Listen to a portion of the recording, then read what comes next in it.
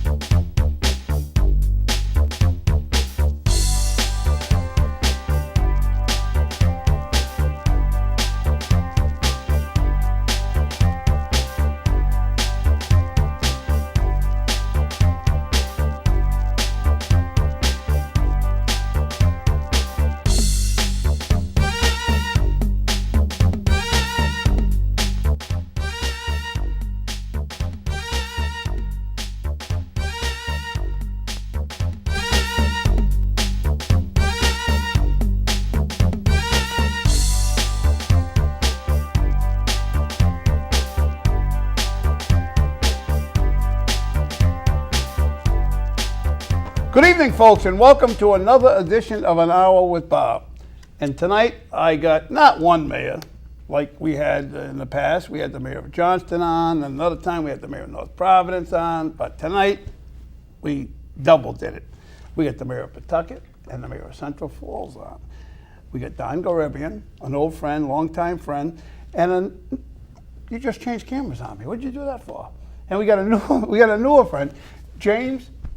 How do you say it? Diosa. Diosa. Is that how you Diosa. Say it with the accent too. Yeah. That's what. No, that's why I want him to say it. Say it with the accent. Yeah. Diosa, huh? Diosa. Diosa. Where's your family from? Colombia. I didn't know that. Yeah. Really? Yeah. Colombia. I always wanted to go there. Have you been there? I've been there. Yeah. He's been there too. Yep. You have? Country. Yeah. Yeah. I forget what part are you from? Family from? Medellin. Medellin. Okay. Yeah. Yeah. Yeah? Yeah. When's the last time you were there? About 2 months ago. Wow. Yeah. Oh, that's cool. Yeah, 2 months. I've never been about there. Yeah, I want to next go time. there. I want to You go take your there. RV. We'll take the RV down there. Yeah, that would make it too.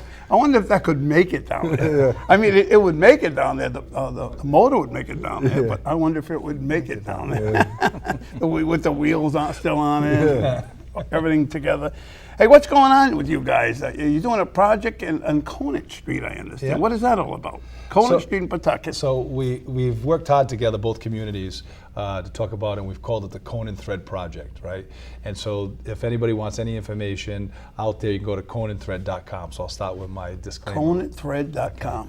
And so for, Conant Street, where we all grew up in the Yeah. back there, there's tons and tons of space out there, availability. We have a lot of old mill buildings out there. But the real exciting part of it is the commuter rail, the Pawtucket Central Falls commuter rail project. Now, is that happening? Yeah. That's a definite. That's a definite. So we have the financing, most of the financing, 90% of it in place right now.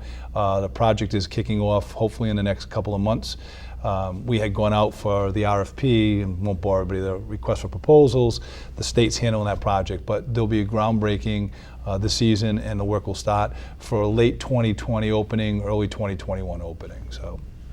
And that's going to be a regular train station, a regular stop for the commuter rail, right? Yep. So it'll start where? Down in South County? The line that goes by right now. So, you'll have the South County, but it also connects to Massachusetts all the way up to Boston. So we see a really good market for the 150, we got 150 acres of development opportunity back there.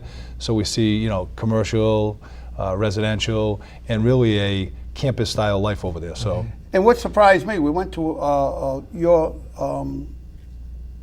Oh, in the back there, we did the announcement. back there, the announcement, Yeah. right? Now, growing up in Pawtucket all my life, I always thought that was considered Pine Street back there. Yeah. But right? Yeah, so it's Pine and Conant, but yeah. Right. Yeah. Pine connects both the city of Central Falls and the cities of Pawtucket. It's Right. the street that connects us through in that back area. Yeah. So when I went to that opening there, and the guys that run it, they Bill own Kirby, yep. New England New England Paper Tube. Paper Tube. Yeah, Which yeah. and I told the guy 1 week when we were in high school, Pawtucket West, which is now Shea, yeah. a bunch of us had the school vacation. We said, something, let's go do something cool. Let's go do something fun. We'll take a job. We went in there, signed an application, filled an application like we were quitting school and going to go to work. And we did. We worked there for a week. Paper Tube. Then we all said, we're going back to school. This sucks. Reality That check sucks. in. We're going back to school. Yeah. That's what all people should do. It's like the going straight or something. Reality They're check. teaching people the hard way that this is what you got to learn. Yeah. And we see it as a great opportunity for economic development in our communities, right? It's underutilized back there, a lot of vacant buildings. Right. Most, I think, because of the uniqueness and the history of Pawtucket and Central Falls, we want to try to keep most of those buildings, but there's opportunity to, if we need to take some of them down for new development. Right. One of the newest excitement we tried to go after together, both Central Falls and Pawtucket, was with Amazon. If you want to talk a little bit about that, we went out. Oh, yeah, and yeah. We've really come You together. pressed for that? You did push for that? Yep. Yeah, I think more than just exploring the idea of a potential Amazon campus is also to highlight that this could be a regional location for any type of corporate education Right. type of investment. So it was really good to see the reaction that we got from many individuals, organizations, but more importantly, the state of Rhode Island. But I think that this commuter rail and this development is even better now with the leadership of the mayor with the Pawtucket Paul Sox Stadium, because that's just going to be a connector of all great things that are happening in his community in Central Falls, more importantly in the Blackstone Valley. Oh, speaking of the Paw Sox. Oh, Yeah. by the way, before I get to that, do you know tonight, who else we have here tonight? Who? We have Jan Cornell, who was on this show her first time. It got to be 20-something. It was 23 years ago When she was 2. when she was 2. Okay. She was, I don't know, Miss Rhode Island or Miss Teen Rhode Island. Then she was Miss Rhode Island. Then she was on the show last year as Mrs. Rhode Island. But she's also got a big connection with this. And I had occasion to be struck with it. Get nailed by a tick. You ever got bit by a tick? No, fortunately I haven't. But Oh my God! Well, I had my RV down in Jamestown last year, and I was back in Pawtucket one day, and I was coming out of the house, and I think something was bothering me in the back, and I said to one of my tenants, I said, "Hey, can you check my back?" And I lifted up my shirt, and she started screaming, right? And I thought it was because of my physique, right? She started screaming because I had a tick on my back, and it sucked so much blood out of me. It was the size of a dime now. Oh, They wow. start off at a little pin size. Right, until they absorb the But, blood, yeah. so I immediately got on antibiotics, but unfortunately, as she'll tell the story later, I believe she didn't realize she was bitten by a tick. That's the problem, is Okay. if you get bitten and you don't take... I was trying to see how you were coordinating the tick and her together, so now I got Oh, it. you got it? I got Yeah. the story now. Yeah, so. she's had some very, very difficult health concerns as a result of that, right? As a result of the tick bite. Yep. And Scary. there are people that Yeah, have that's very actually been scary. paralyzed Yeah. because of it. But by a little tiny tick, the size of not even a pea, smaller than that, the size of a sesame seed. Yeah. One And- sesame seed. Had a gentleman that used to work with us years ago, one of my private years, my private industry years, and was bit by a tick and had the Lyme disease. So, and afterward, the after effects, and very, very scary, and it was a long time healing or recuperating. But it actually years. stays with you. It actually Yeah, stays in in your body, system. right, It right. does not go away. I'm sorry, so where were we? So we're talking about, The the Pawtucket exciting. Red Sox. We started. Oh yeah, we still Pawtucket Red Sox. So We'll go to starting because you brought it up. Yeah. The Pawtucket Red Sox finally. we've got the legislation has legislature- passed. Yes. The Senate come up with one version, and then the House come up with another version. Right. Right. And the House's version was sent over to the House's version rather was sent over to the Senate, and the Senate approved it last Friday night. So we now have legislation to craft an agreement with the Paw Sox to keep them here at the new site at the stadium. There's a lot of unknowns. Right. We talk about the bonding capacity and the underwriters and stuff. And so we've been meeting and we're pulling our teams together. We're in competition for Worcester. There is a deal on the table. Paw Sox have been great with us. They realize how important it is to Pawtucket, Central Falls, the Blackstone Sure. Valley, and all the support that they've gotten, even though they didn't have it necessarily at the State House. But they see it as a catalyst, and that's what the mayor was talking about, a catalyst where the Paw Sox at the old Apex site, and with the transit TOD, or the commuter rail, and the transit-oriented development complex over at Conant Street, we see that as great economic opportunity and bringing people into our communities. One of the things that was new and unique, and it came from our planning departments and our commerce departments, is we did joint Planning Commission and the city of Pawtucket and Central Falls, because it's the property that we're talking about on Conan Thread Right. straddles both communities. Correct. We're out there trying to entice the developers like Amazon. The last thing any of us wants is to have a business coming in and have pot on Central Falls and pot on Pawtucket and not knowing what their planning and zoning requirements are. So we've streamlined the process. You know, so there are a lot of good things happening out there. There are some Right. exciting things, and the new business coming in. And so, you know, with the mayor's leadership, we joke all the time. He's term limited, so he's got what, Two more years. Two more That's years. it? Yeah. Yeah. That's all you got left? Yes. Yeah. Oh my God! Now what? Then what? Yeah. Oh, 2 more years. I'm gonna co-host the show with you. Really? All right, that's cool. That's cool.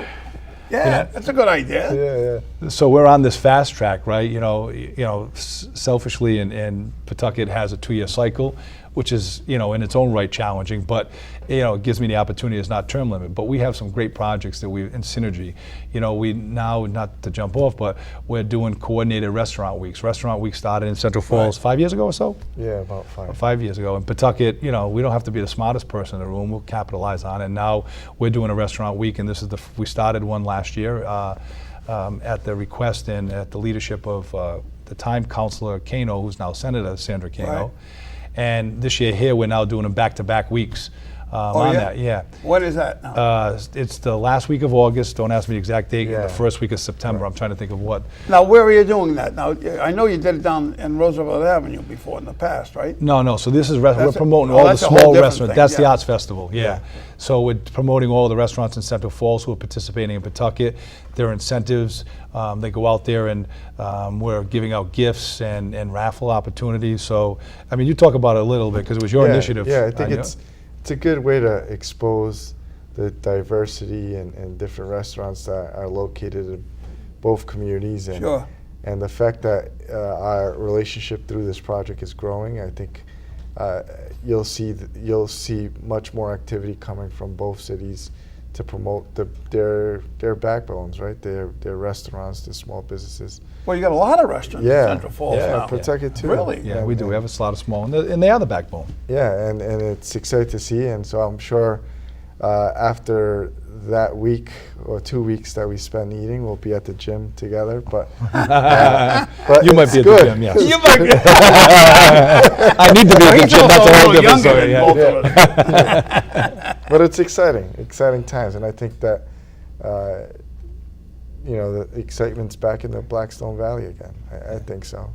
And you know, we got a great partnership and working relationship with Mayor Murray from Cumberland, who's doing Yeah. a great job. Oh, of he's this. another character. Absolutely, Yes. but you know, we're getting things done. We have, you know, the Broad Street initiative that connects all three. You know, the state's involved, and we're redesigning our streetscapes and for our businesses and supporting it. It's 3 What do you mean communities. your streetscapes? So on Broad Street, right, we're trying to promote all our small businesses that are out there as well, but also Because that connects Pawtucket, Central so Falls, Falls, and Cumberland. Cumberland. right, and it directly through. And so there are things out there redesigning streets, trying to make access to the bikeways because we don't have them.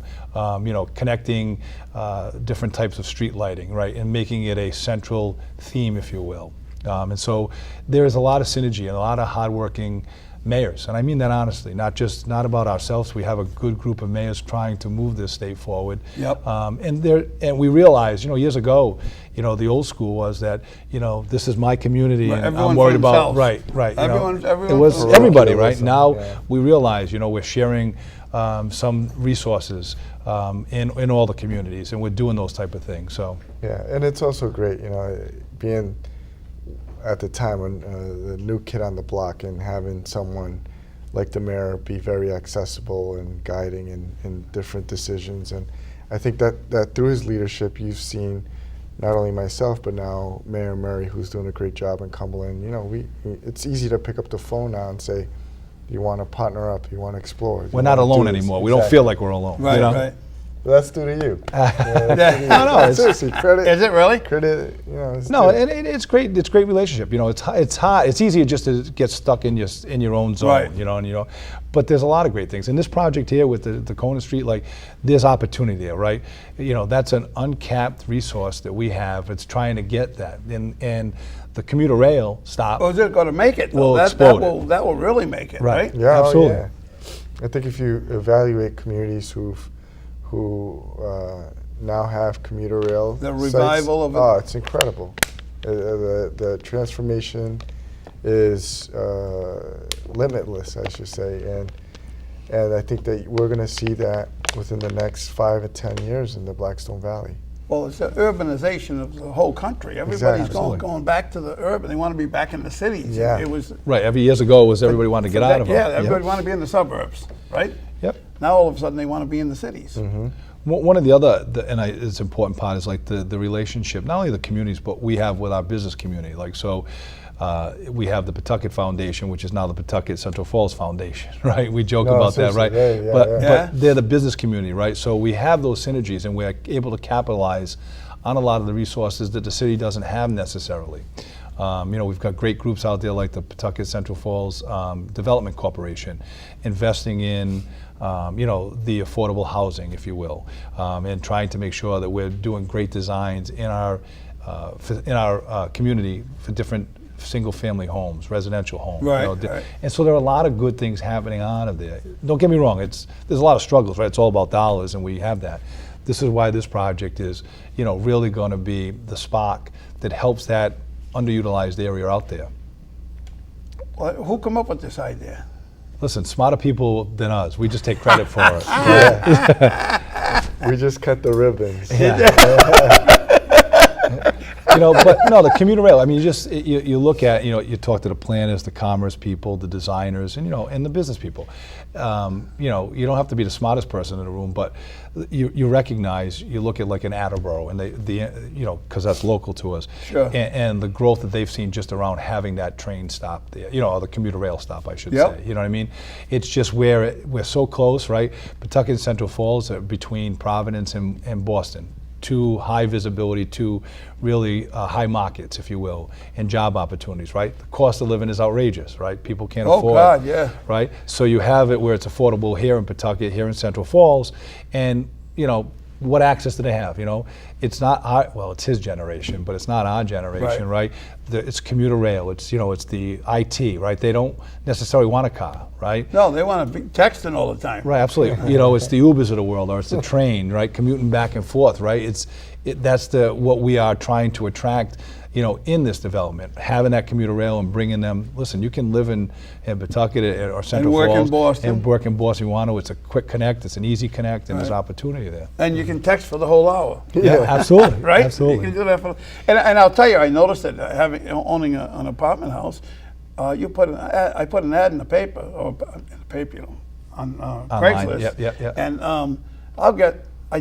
I had one a couple months ago, and I noticed I had, in the first 2 days, I had 35 calls. Wow. Yeah. And most of them were from Massachusetts. Really? Most of them were from Massachusetts. Yeah. And they tell me the horror stories, the cost of an apartment. And they go, wow, this apartment, that's all this apartment is. I looked at an apartment like this, and it's double the money. Yeah. Less the space and less square footage and double Yeah, the price. and double and more. Yeah. And back to his point again, Boston's literally right there, 45 minutes, 15 minutes from Providence. Easy access to 95. Now we're gonna have the commuter rail. Like, it's all there. We have two big airports, Boston with Right. Logan, Providence with TF Green, Warwick. And they're going to turn that into they're changing the name. I don't know if that passed. I don't think it passed. No, I don't think it ended up passing out No? of legislation. No, I know they were trying to change it to Rhode Island International. Rhode Island International. But still, it's very accessible and it's easy to get in and out of the airport here. Oh, I'd much rather TFB. fly out of Providence. I'll pay more to fly out of Providence than flying out of Boston. Yeah. It's crazy. But you have the accessibility in driving distance. Sure, Right, sure. yeah. But I mean, if I want to go anywhere, I'll try to go out of Providence if at all possible. But I've even gone to Hartford. Okay, I've never flown out of Hartford. They say it's Yeah, easy too. I've flown out of Hartford, and I've also flown out of New Hampshire. Huh.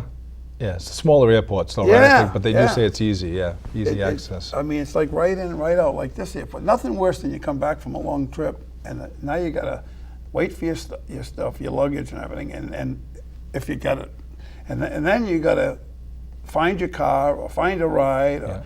and then you gotta Or you now ride can home. you can Uber too. Now you can Uber, yeah. But it wasn't like that. You park a car there, it's a mortgage, right? You park a car in Boston and go on for 3 weeks or something. Absolutely. It's the cost of a mortgage. Yeah, it is expensive, You could right? buy a new car for that. Yeah. Yep. Yeah. No, it is. It's very expensive, and that's one of the competitive natures or opportunities that we have in our community, right? Because we're lower. You know, the concern that we all have as communities, right, is, and the fear is that we're going to box people out, and we're not going to be able to have some of the affordable housing, right? That's the challenge. So it's Right. how do you make sure you balance that? And we're looking at different programs or different rules and regulations through our planning to make sure that we're keeping, you know, because we don't want to box families out. That's what Pawtucket's about, Central Falls, right? We're So all, what are you talking about, with these apartment houses? yeah. So eventually, you know, down the line, right? Redoing these. Right, so you don't want to mills? price them out, right? So you have to Right. keep affordability into it. What do we do and incentivize? We're not there yet because we don't have that growth yet. But when we start having that growth, how do you protect that? You want to put a percentage in on the affordability because people, listen, we're all come from family of immigrants who came to this country, right, who want to live. We don't want to be pushing them out, right? Or you know, the market's pushing them out like a Sure. Boston where you can't live, right? There's that balancing act, you know, so. But it is a fair point. These are conversations that are important, not because it's gonna happen with mass development, and I think that, you know, what you're seeing, you know, I say it with a lot of pride, is like, you know, Pawtucket's becoming the brewery capital of Rhode Island. Yeah, what's You're with that? You're gonna have people coming here, and so. Look, you're right. The fact that you got 30 hits for one apartment, it's just a sample of what's going on. Yeah. Yeah, in both the communities. I'm Central Falls, and they have all the ethnic restaurants, right? There are some really, really great restaurants as well. And you know, again, we're two communities, but there's a lot of similarities, right? And there's a lot of opportunity that we promote each other, right? You know, Cumberland as well. You know, there are connections. The breweries we have multiple breweries. The How biggest. many breweries are in Pawtucket? Well, there are three locations, if you will. You have the Isle Brewers Guild, which is really the main manufacturing. That's where Narragansett craft beers are being brewed in downtown Pawtucket, right, very close to where the train station is. It's honestly, well, the way I hit it might be a drive, but you know, a drive away, I'll say, right? But it's close, you know. But Where is that? Where is that? so it's in the old Kellaway building, Bob. It's right Oh, on yeah, Main Street. yeah, of course. On Main Street, down Main Street. So, you know, they have Matthew Center's across the street. right yeah. across the street. Yeah, absolutely. What was the Matthew Center before it was the Matthew Center? Fire station. No, what was before that? Oh, you got me. Go ahead. It was the Canopy Club. Canopy Yeah. Club. Yeah. Want to tell me what the Canopy Club was? It was a nightclub.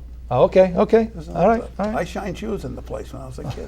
I did. Oh, look I at did. that. Yeah. I used to shine shoes from Pawtucket all the way up Broad Street, talk about Broad Street, down Main Street to Broad Street, all the way down Broad Street, through Central Falls, into Cumberland. My last stop was, it was called the last, it closed recently. It's right across from the staircase going to Inn and Hope.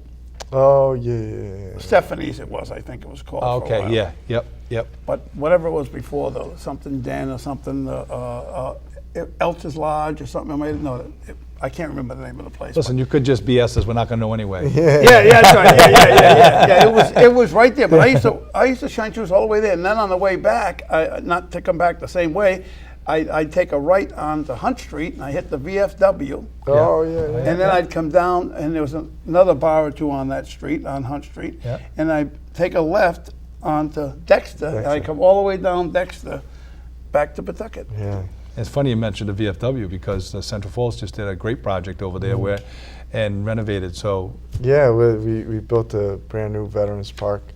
Every municipality has a location where they can go and remember Right. veterans. So Sure. we just built that in that VFW location. Oh, no So kidding. It's exciting, yeah. beautiful. I'm going to call it beautiful. It's a veterans memorial, but also open park. You know, Yeah. it's open space. So Has a splash pad. yeah. They So still have the gun there? Yeah, we do. You do have, Yeah, you do? yeah. Really? we're trying to get it over Pawtucket, but he wouldn't let it go. No? Does it still work? Yes. Have you shot it lately? no. We used to shoot rockets out of it. Really? Yeah. No, we no, didn't. no. I'm only kidding, folks. I'm only kidding. I didn't do anything like that. Yeah. Oh, you didn't? No. But they're refurbished and they're back in the park, and I think symbolically it connects people to many memories that they had at the VFW. Sure. So it's only natural that it's back.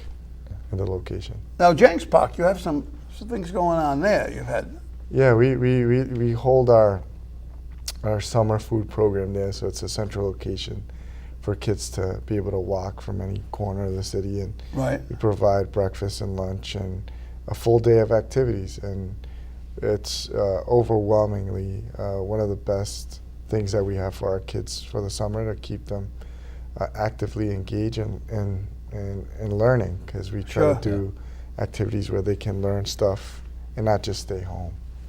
Well, that's good. It's good to get them out of the house. Absolutely, it's important. You know, we have a lot of the similar programs, right? It's trying to keep the community engaged. We have it at Slater Park and I was over just at going to say, Vets. you had the advantage. You got Slater Park. That's a Right. beautiful Yeah, park. it's a Right, it beautiful is. park, yeah. And the guys and girls do a great job keeping the activities going, right? Keeping it manicured. We also have the summer program with the food program that we do over at Vets. With the pool, because we still have one pool left in the city. I mean, years ago, you Yep. remember there was a lot of pools. Yeah, you know? they were. But we still have that is the one active, if you will, or in use right now. So, you know, so there's a lot of good stuff. It's a great time to summer. It's trying to keep the kids engaged, right? Keep them off the street, give them an opportunity, and continue their education. And you know, it's a great. We have a very minimal cost for the programs. You know, it's a reduced cost, and we book up. You know, in fact, there's waiting lists to go on it. You know. Really? Yeah, they do such a great job. And they do the tennis programs, you know, and they do the day activities. Right. So- Over on School Street. Is that what you're talking about? No, they actually do it in Slater Park, because they have Oh, the okay, programs yeah, in yeah. Slater Park as well, you know, the basketball, and they'll do all the joint sports and activities. So John Blaze, who's our recreation director, does a great job. It was Bill Mahalan before, you know, so John had some big shoes to fill, but Bill had done a great job. And, you know, they keep, you know, your needs change in the community, so you modify them, but there's still a basic quality of life that we provide. Yep. It's so important. Well, you got the food trucks too. Who does you have the food Yeah, trucks? we both. Both, yeah, good. Both, Yeah, yeah. we both. You know, we do monthly events outside, and we invite the food trucks. I think there's a fun sense of Yeah, it is. excitement when you get food from a food truck. So we do a lot of What else events. is what else do they call besides I food trucks? don't know. You don't know what else they're called? No. Roach coaches. Oh, years ago, they see it, yeah. Really? Yeah. Oh, you never heard that No, term? I did. I have heard that term, yes. Yeah. Now we're starting to show eye already. I used to be in the restaurant business too. Oh, really? Yeah. Yeah, roach You coaches. done And years it ago, all. people would be afraid of them. Right now, Yeah. you know, it's like second nature. You know, it's great. I mean, they have them. We have, you know, they do it at the different breweries. They'll do brewery nights. The one big one that the city does is in conjunction with the Paw Sox. Oh, yeah, And that's so in great. September. And, you know, they have all the food trucks and vendors lined outside of the field. Yep. And they make it a night, you know, and they have the beer vendors. And it's just a cool night to be out on the field, things that people aren't able to do. They started it last year. And I don't want to lie to you, but because I don't know what the numbers are, but they did, you know, excessive amount of people. It was great, and they're doing it again this year. And they coordinate it, you know. And so they do events, and there's I'm going to call it, what are they? There's an organization, somebody kind of, you know, they're all independent. Sure. You know, the food they're trucks, together but they're with this together. organization. Some Yeah. are, you know what I mean? The And Roach so Coach that's- Committee. The Roach Coach Committee, yeah. I'm sure they're gonna love this. I'm joking. No, I'm it's great joking. food, though. It really is, you know. Oh, you got a great variety of food. Absolutely, You right. get to try almost any kind of food. Oh, You can find it and a lot of them are staffed by real chefs. Absolutely, it's the new model. It really is. You know, I've talked to a lot of people, you know, that are chefs. We had when I first came into office, there was a big challenge, or a big philosophy challenge, I should say, because people were concerned. You know, the food truck vendors, it was something new, right? And they Sure. were starting the phenomenon throughout the country, and there's a hesitation of change in a community. So one of the fears from the council at the time, and legitimate concerns was, you know, how does it affect our bricks and mortar restaurants, Right. right? And what's Right. the impact? Right. And that's the, you know, just like the old adage, Roach Coach, right? That's the mindset. And then we got through that, and we were able to craft a good ordinance. And even the brick and mortar restaurants are saying, listen, we want the activity, right? It's no longer the old school where they were threatened by having a vendor near Oh, I there. would have thought that way. But now they're like, no, it brings the variety and the choice, and we're actually getting benefit because of that. You know, so it's amazing to see, you know, that how things change and Sure. life progresses. Now you have an event on Roosevelt Avenue there in the street. You block off the street. Yeah. What is that called? It's called Salsa Nights, and we bring out a live This band. Friday too, right? and- Yeah, Tomorrow night, right? tomorrow night. And What? Yeah, tomorrow night. It's tomorrow night. Yeah. So we And bring I out, didn't know that, by the Yeah. way. I just threw that out because I went there So last year. we bring out salsa instructors, and whoever is daring and wants to learn how to salsa, they can go and learn. Really? good, Can you do it with good. one knee? Yeah, I'm sure you can. But it's cool. You block off the bridge Yeah, yeah. there, Yeah, right? absolutely. Yeah. And So you got We the bring tables. food trucks. You got food trucks. Yeah. right in the middle of the road there, right in the middle of the Yeah, bridge. It's a great community builder. It really is. Yeah. You know, it really is, and that excitement. You know what I mean? It's different. It's a venue to somebody to come to. You know, so it's really, really great opportunity. You know, and those are the things that we communities are doing to encourage. You know, that build up. Well, you've built up a big thing with that with you and others with the art festival. Oh, that's Yeah, huge. yeah. I mean, and Mayor Doyle, to his credit, you know, and his administration started it. We've been able to capitalize. It's, in fact, I had a meeting this morning with the committee members, and you know, they're talking about trying to bring a full-time coordinator into this, right? Because it's done on a volunteer basis with minimal dollars, you know. Sure. And so it's just grown so much, and it's changing and it's evolving, you know. So it doesn't get stagnant, and they're looking at changes. So we're talking about that this year. They're actually developing for the first time, and we're working with them, a 501c3. So there's some great things happening, you know? That's- Really? it's a- Yeah. I love that event. Yeah, it's a great event. Oh, and it runs. You can't miss it because it's not for like one day or Right. a week. It runs like Yeah, but, all but month of it September. depends. It's either 3 weeks or 4 weekends. But last year was 3 weekends, and then we end with a big opportunity at Slater Park with the Philharmonic. You know? Awesome. Yeah, That's- the awesome. Pops in the Park. And you've had some great entertainment there besides the Philharmonic. Yep. Yeah. Yep. And you know everybody looks forward to that. Yeah, yeah. The only thing you got to deal with or worry about is the weather, right? Yeah, that's the only you concern. can't control that, it, yeah. That can do things to us or not do things Yeah, to us, right? yeah. But that's a great event. Yeah. No, there are some great things, and a lot of it's volunteer and community driven, which is so important. All right. Last but not least, let's get back to the Red Sox again. Yes, go ahead. How's it going to work? You think? What do you think? Your prediction? So we're putting, I say, the numbers together. We understand what the agreement is and what the bill, the legislation was passed. We need to build a comfort level with the Paw Sox. We're still at the table, which is good.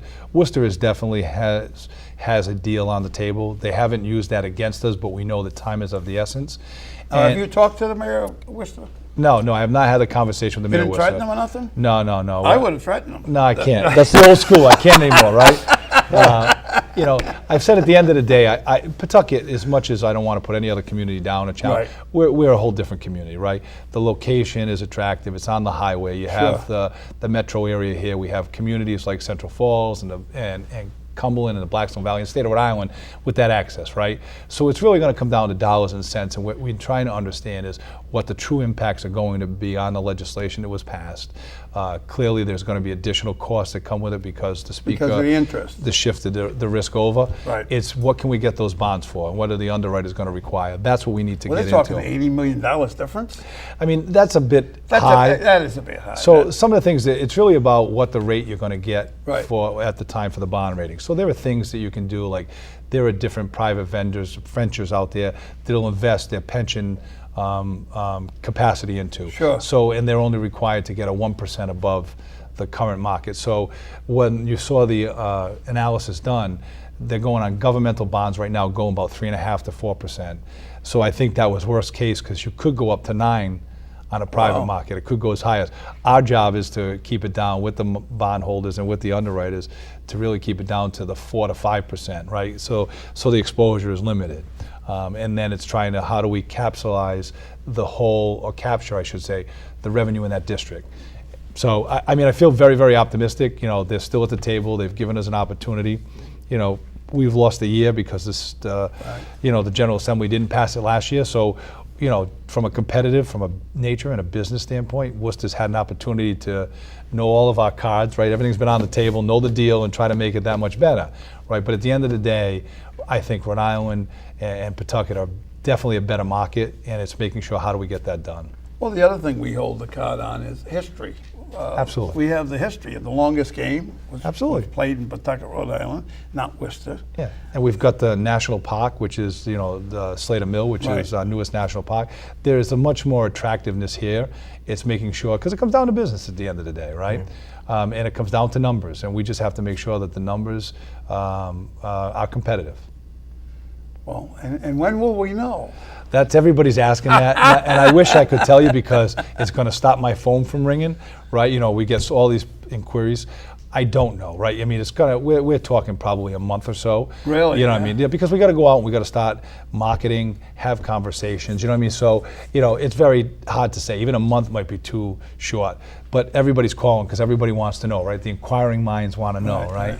And I wish I could, but there's just so much due diligence. We're bringing in underwriters, bond counsel, attorneys, financial advisors, which we've had at the table, but we've been so focused in trying to get a legislation passed at the State House that we haven't been able to say here, and not knowing what the final legislation was going to be. Right, Now that we right. have it, it's trying to make sure that we understand it all. Want me to talk to Larry? Absolutely, you can give Larry a call too. I said put a lot of pressure on him. I will. Absolutely. I got a cell phone. You're laughing. You think I No, don't have a cell it's- phone? you have everyone's cell phone. No, Larry's a good guy. I'm an Absolutely. Oriole fan, always have been. And Larry Lucchino did the Baltimore Orioles there. Yeah. I mean, we've got first rate, this is a great opportunity for the state of Rhode Island. You've got a first rate development opportunity, somebody that's designed and built ballparks and run them, Right. This is definitely going to be, and that's what it's been about for us. It's been the revitalization. It's going to give us that opportunity to have all that economic development happen around it. And we don't want to over-exaggerate it, but we know that what we have now in between the commuter rail where we started this conversation Sure. to the Port Sox on the other end, to the value with Central Falls and Cumberland being in that, there's a great opportunity for us here. That would make it, huh? Yes. Absolutely. Good thing to go out on, huh? Yeah. 2 years, you gotta leave us, and well, you're no, not 2 leaving years. us. You just gotta move on to something. Yeah. Right? We'll talk. We'll talk. We'll talk. We'll talk. All right. Well, thank you guys for stopping by. Thank you very much. Thank you. Appreciate it, Always a Barbara. pleasure seeing Always you ours. both. Likewise. All right. Likewise. And Well, go- folks, we'll be back in a few minutes with Jan Cornell. Hey, folks, we're back on an hour with Bob, and we're done with the mayors for now. And now we're coming with an old friend. I talked about her earlier. Jan, how you doing? I'm doing well. How are you? All right. What are you doing here? I know you're into ticks. You're into ticks. And when I saw that jar of ticks, that's unbelievable. Let me see. Let me hold this up. Now, correct me, you got nailed by a tick how long ago? So I was bitten 3 years ago, Right. precisely 3 years ago, by a tick. I had no idea about ticks or Lyme disease. It was completely off my radar. Right. I grew up in the South, and rattlesnakes have always been on my radar when I garden and plant my tulips. So Right. I'm always nervous about like snakes and spiders. Something big. Yeah, exactly. So I had never even heard of ticks and Lyme disease until I was unfortunately infected with Lyme disease. And how long did it take you before you knew you were infected with Lyme? 13 months. 13 very 13 months? 13 months. And you went through all kinds of... All kinds of testing. testing. I went to Boston and back. I was on my deathbed. What do you mean on your deathbed? My organs were shutting down, essentially. The Lyme disease entered my thyroid, my heart, my brain. It was the worst experience of my entire life, and you know me, you see me, and that's why I talk about ticks and Lyme disease 24/7. Now, when did you first find out it was Lyme disease that put you in this whole situation? I think You're saying it was 13 months? 13 months, but if you're asking what symptom I experienced to really put the red flags up was when it entered my heart, I started to get heart palpitations and tachycardia, and I ended up at the Leahy Clinic in Massachusetts. And when they saw that something was really crazy and off the charts with my thyroid, then we sort of knew what direction to go into. I tested wildly positive for Lyme disease, and Is that when you finally got tested? Yes. Now, up for 13 months, you were 13 going months. through all kinds of All stuff? kinds of crazy So my initial first symptoms were ringing in my ears. That was Really? the first really red flag. And the second red flag was extreme debilitating headaches. I had never had a really bad, I'm not like one of those, some people get really bad migraines, Right. and that's normal for them. I had never experienced a migraine, and it felt like my head was going to explode, and that was the swelling in my brain. Now looking back and after having brain MRIs up in Boston, so the ringing in the ears, the extreme headaches, debilitating headaches, Right. cracking in my neck, So what came after that now?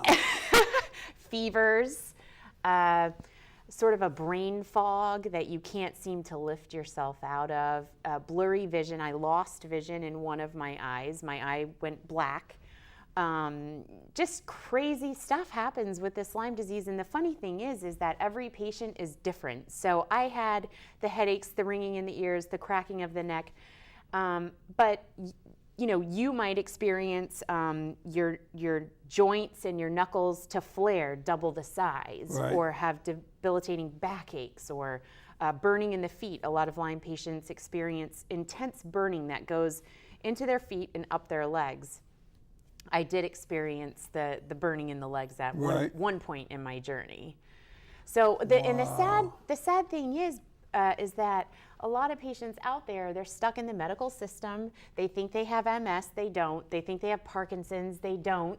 They think that they have a sudden adult onset of migraine headaches, they don't. It's Lyme disease, and a lot of times I think the average time it takes to be diagnosed with Lyme disease once you're infected is 3 to 5 years. Wow. So Wow. you really have to be aware of the situation that we're in here in New England. We're at ground zero for ticks and Lyme disease. We are, huh? We are at ground zero. So anytime I hear about someone who's very sick, all of a sudden I always suggest to get tested for Lyme disease and to look into it further and see if your symptoms match. You would think, because we have ground zero, that when anybody goes in the hospital, they should automatically be tested. Absolutely, but unfortunately, that's not the reality that we're living in right now. There's a lot of folks out there advocating, just like I do, and we're hoping to get to that point very quickly. Frankly, it's just educating the doctors. Because if it's not expensive, that was It's my not question. expensive. If it's not expensive to do the test, Now, the only thing is, and here's another weird sort of catch with Lyme disease, is the test is only accurate 50% of the time. oh God. 50%. It has a 50% accuracy. So you could get tested and get a false negative. It's very likely. Really? So, educating the medical community to treat just the symptoms is also a key player here. What do you mean, just the symptoms? So in other words, if I'm a doctor and you come to me with the classic symptoms of Lyme disease and you Right. test negative, the CDC is encouraging doctors to Still treat it, still treat it based on your symptoms. right? Even though you tested negative. The problem is Lyme bacteria only comes out into the blood several times, let's say a month. So if you test when it's hiding, Oh. if you test when it's in your muscles, when it's out of the bloodstream, you'll get that negative. Wow. It's crazy. Well, if you do what I did, if you know you got nailed, you know you got hit with Sure. a tick, and you found the tick, which I did, I immediately went on antibiotics. Sure. And I guess that makes a It's difference. highly encouraged, and in fact, the pharmacy at the University of Rhode Island is proactively giving 1 dose of doxycycline to folks who have been affected or have found a tick on themselves Right. Until they get to the doctor. So they're giving a free 1 dose Right. of doxycycline to get folks over the hump while they're waiting to see their primary care physician, just to get them on board and started. So that they're not, in Totally limbo. unprotected, yeah. Sure. And being down in Jamestown, I guess that is ground zero, Ground right? zero, absolutely. that area? Why? Why is it? It's because there's a lot of deer down there? You know, with Lyme disease, there's a lot of why questions Yeah. that no one really knows. I mean, why is it so bad now? When I was growing up, I had ticks all Right. the time That's and right. nothing Yeah. happened. Yeah. You know, we're hearing about crazy things in the news. These ticks that are now found in Maine, the Lone Star tick that give you a severe meat allergy. Folks, meat a allergy? meat allergy. So in other words, you've been bit, you go to have a steak, and all of a sudden you go into anaphylaxis for absolutely out of the blue. That's happening. And that's a different kind of tick? It's a different kind. There's like 5 or 6 kinds of ticks, and each one is, you know, has their own diseases that they carry. You know, it's quite complicated. And they're carried by not only deer, they're carried by mice, right? Squirrel, Birds? mice, chipmunk, deer, really anything with feet. You know, a really sad point about the ticks are the moose in Maine. So researchers are finding 70 to 100,000 ticks on each moose in Maine. Wow. They are emaciated. The ticks are sucking all of their blood, and when researchers find the moose in the woods, they're dead, and they have no blood left in their body. And if Holy we cow. keep going on this pace, Sounds like a horror movie. yep. Even if we keep going on this pace, they're anticipating the moose in Maine to be extinct in the next 10 years because I guess the tiny calves have a 10% chance of living because of the tick problem. And it's funny because deer are immune. Deer can just live with all, the deer have the 60 to 70,000 ticks on them as well, and here in Rhode Island. But they don't eat their blood? And they do suck their blood, but for whatever reason, and that's another why, the deer are not affected. They can go about their lives, they're fine, they don't die, but the moose have similar immune systems to humans, so they're man down, moose down, I guess you could say. And they're a lot bigger than a deer, too. They are. Wow, that's odd. Yeah, isn't it? So the biggest thing, we're in summer, everybody's outdoors. You have got to protect yourself. And it's not like, oh, I'll think about it next week. I'll think about it tomorrow. You Right. have to do it now, okay? So, How do you get a tick off you? well, first of all, you don't want the tick on you. So Okay. to keep these little suckers off you, this is what you need. It's Right. called permethrin. This spray, where you want to start is you want to spray your family's shoes. If you spray your shoes, it reduces your chance of a bite by 50 to 70% because ticks typically start on the ground and then they crawl up. Okay, I was going to ask you, they can't be in the bushes? They can't be in the bushes. They can, but typically, more times than not, they start on the ground level, in the leaf Okay. litter, in grass, whatever. So what you want to do is you want to spray your shoes, and your kids' shoes, your parents' shoes, your whole family's shoes, the shoes that you wear outside. Right. Okay. Permethrin is clear, it's odorless, so your shoes won't smell. You want to wear gloves when you spray it. You don't want to get it on your hands. Then you want to let it dry. Now, why don't you want to get it on your hands? You just don't. It's a very strong Oh, because compound. you put your hands in your mouth. or Exactly. something, You could put your hands in your mouth and your nose, on in your ears. You don't want it on your skin. And it says don't get it on your skin. So put on a nice pair of rubber gloves, Right. spray the shoes, let them dry, and then your kids are good to go. How long will that stay? Okay, so last? this will last 30 days per spray, and it will go through 6 washings unaffected. Really? Exactly. I know they have stuff, they have clothes you can buy that. Well, you with the can, stuff in 'em, right? and I know a lot of kids are leaving for summer camp soon, so this is key. There's a company called Insect Shield that you can send your children's clothing off to. They'll treat it, and then they'll send it back. It's very affordable, and then your kids will be ultra protected while they're Wow, at camp. You can send wow. 2, 3 outfits, whatever. And then send those clothing items off to camp with your kids. So this is really the gold standard. This product will kill ticks on contact. they'll die right away. And it's really the only thing out there that will do So that. if I had my RV down in Jamestown again, I thought about it if I did that again. Sure. I would first put down a tarp underneath the RV. Okay. So the RV Sounds good. is on top of the tarp. Okay. So they can't come from the ground. No, but they could crawl over it. No, here's my other thought, was to take that and spray the Yes. entire perimeter. Yes, spray the right? perimeter. Sure. Around the RV, right? Yeah, On the top. Yep. Spray the top, that's a great idea. right? Uh-huh. So wouldn't that protect it? It would, but Yeah. I mean, it would. That's a brilliant idea. You just have to worry about when you walk off the tarp Right. into the, sort of danger zone, Right. if one would attach to you. But if you have your shoes sprayed, again, that's another And preventative you measure. tuck your And pants in your socks, right? You tuck your pants into your socks so that they have no entry point to go, Right. so you can see them. Another thing is wear light colored clothing so you So can, you can see them. them, right. I mean, if you're wearing all dark clothes and you're out in the woods, how are you going to see it if Right. it's on you? Just wear light colored clothing. I make jokes all the time. Dress like you're going to play tennis. When you're going for a hike, all white, Yeah. why not? It's easy to spot the little guys, and I'll tell you, you'll regret it if you don't.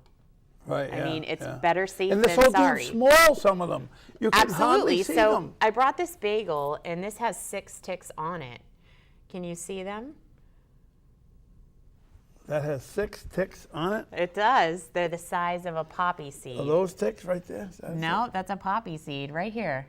Right there. That's a deer tick right there. Cut it out. That's a deer tick. So, I mean, That one's a deer tick. that's a deer tick right there. Now, how do you, So would you see that? no, Abs- how do you know that that's a deer tick? Or you just Well, 'cause I know. BSing me? No, that's a deer tick. There's 6 on here. And this is how we You teach. got a magnifying glass? Where's that I magnifying do. glass? This is how we teach children in our schools in the state. This bagel is part of the university. Which one? Where's the one Okay, you're pointing right to? here. So this bagel is part of the University of Rhode Island Tick Encounter program. And what this program does is we take these bagels into schools and let the children find, here's another one right here. How can you spot them like that? You can't, and that's the point of this exercise. No, I mean, how come you can spot them? Well, because I know where they are. And I'm familiar with the bagels. But this exercise teaches kids and their teachers, anyone who wants to check out my bagels, how Can I check out your bagels? how grossly small these insects are. Right, yeah. I mean, if this tick was on this jacket, there's just no way you would see it. Right.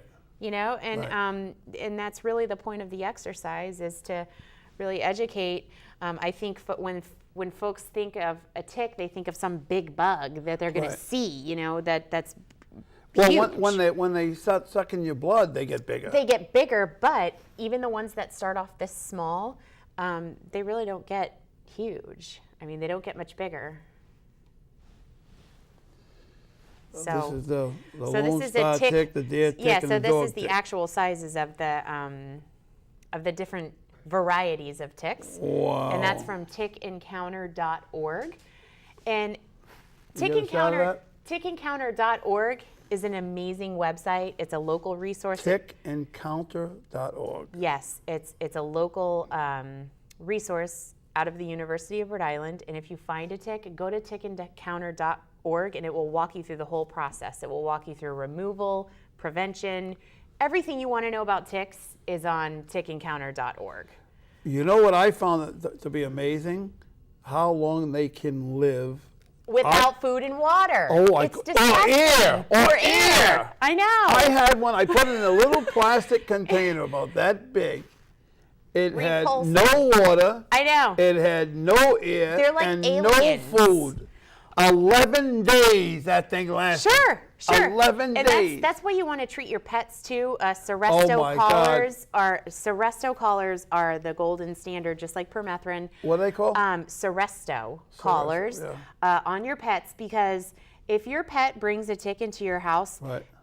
the tick can lay eggs in your home, and all of those eggs can hatch, and God. your whole family can become infected just from your animal bringing a tick into your home, and you don't want that. You don't want a tick infestation in your home. That's like Nightmare on Elm Street. I can't think of anything worse Well, that could possibly happen. I had my dog, God rest his soul, Jack.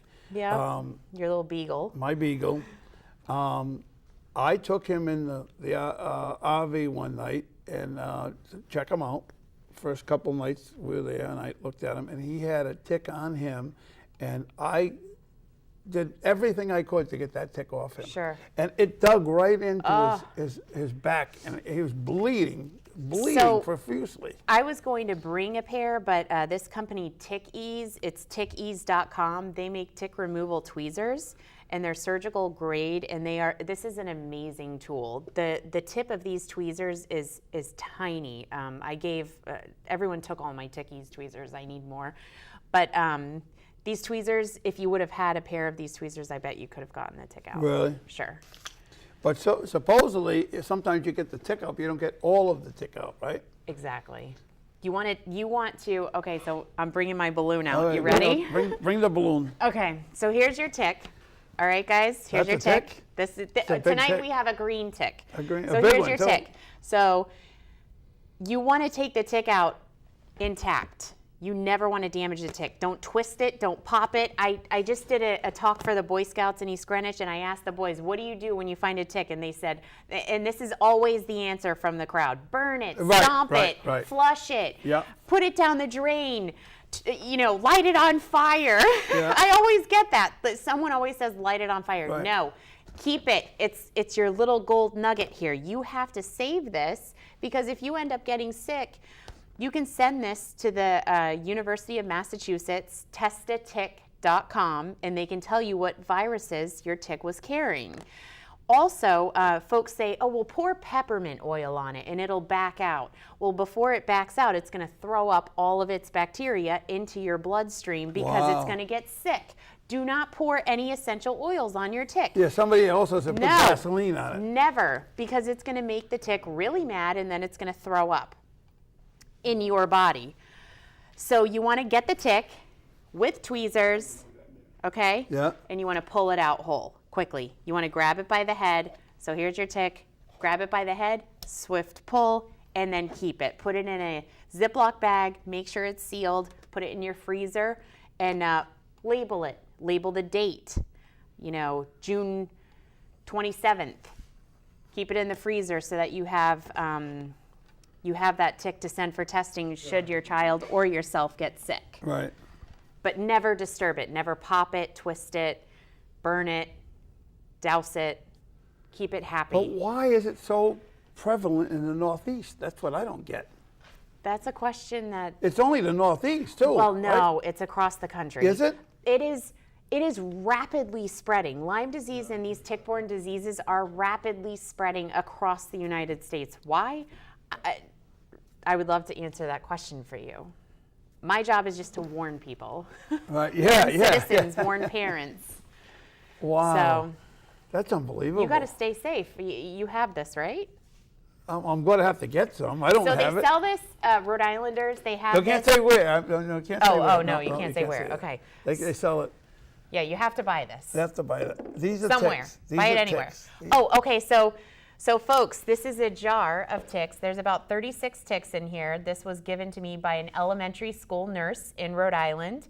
So She took them off she of took kids. these off kids. So I'm actually working on something right now called Jan's Law that I want to get passed through the State House, which would require all school nurses to send home the tick that bit their child in a Ziploc bag with instructions on tick testing and saving the tick. Because Really? right now, all these parents, 36 parents, Sure. have no idea what their tick was carrying. The Some tick that bit their kids. Exactly. Some might not even know that their Right. child was Was bitten. was bitten. So, there needs to be a lot more communication as far as this Have you epidemic talked is to anybody going. in the state? I'm working on it. You are. I am. Well, we'll work on it together then. We'll I'll work help on you. it. How's Okay. that? All right? I'm glad you could make it. I know. Thank you for having me. It's always a pleasure. Give us the name of your email or your. Oh, yes. So I have a family blog, and there's a lot of tick education on my blog. It's www.campcornell.blogspot.com. Say it again. Campcornell.blogspot.com. All right. Thanks for coming by. Thanks for having me. And